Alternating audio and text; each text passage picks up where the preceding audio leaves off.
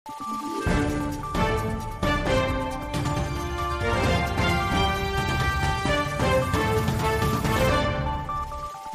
araw, Pilipinas! Ito ang Valiente News hatid sa inyo ng Office of the Vice President. Makabagbag damdamin ang mensahe ng mga bata mula sa House of Hope para kay dating Pangulong Rodrigo Roa Duterte sa kanyang kaarawan. Nagpahayag din ng mensahe ng suporta ang maraming netizens para sa dating Pangulo. Si Jera Gomez sa report. Pilipinas, Duterte pa rin ang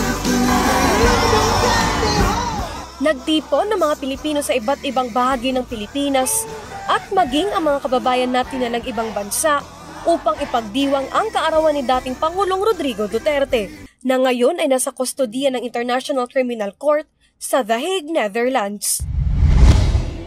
Maliban sa malawakang pagtitipon, bumuhos din sa social media ang mga post tungkol sa kanilang mga naging karanasan kasama ang dating Pangulo. Kwento ng isang netizen na isang Moro, naramdaman nila kung paano pinahalagahan ng dating Pangulo ang mga Muslim sa pamamagitan ng pagbibigay otonomiya sa BARM. Kwento pa niya, personal niyang nasaksihan kung paano tinulungan ni Digong ang mga biktima sa nangyaring Roas Night Bombing noong 2016. Karagdagang lakas at mabuting kalusugan naman ang birthday wish ng isa nating kababayan mula sa Davao City. Dagdag niya, handa silang ipaglaban ang dating Pangulo tulad ng naging paglaban niya para sa mga Pilipino noon. Makabagbag damdamin naman ang mensahe ng mga batang nakikipaglaban sa cancer mula sa House of Hope para kay dating Pangulong Rodrigo Duterte. Ang House of Hope ay isang institusyon na tumutulong sa mga batang may cancer. Taunan ito kung binibisita ni Digong, lalo na tuwing kanyang kaarawan. My dear Tatay Digong, I'm sending you my best wishes, my prayers from the United Kingdom. Isang Briton na political vlogger ang nagpaabot ng mensahe para sa dating Pangulo. Happy birthday, Tatay! Idinaan naman sa pagkanta at sayaw ng mga kapatid nating miyembro ng LGBT community ang kanilang pagbati kay Tatay Digong.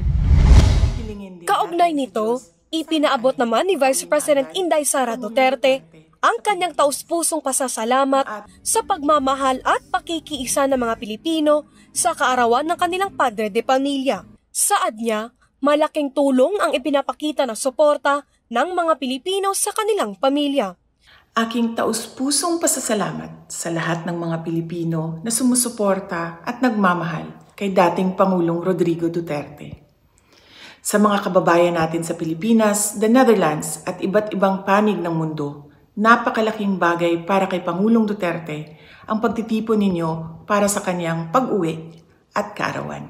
Sa inyong kaisog, suporta o pag-ampo, kami nagasandig o naghinaot nga atong makabot ang hustisya alang kang Rodrigo Duterte sa mga Pilipino ug sa atong nasod, Pilipinas.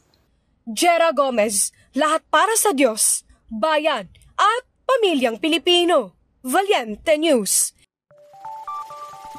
Abangan ang iba pang mga balita dito lamang sa Valiente News. Ako si Claudette Loreto para sa makabuluhan, naninindigan at matapang na mga ulat at impormasyon.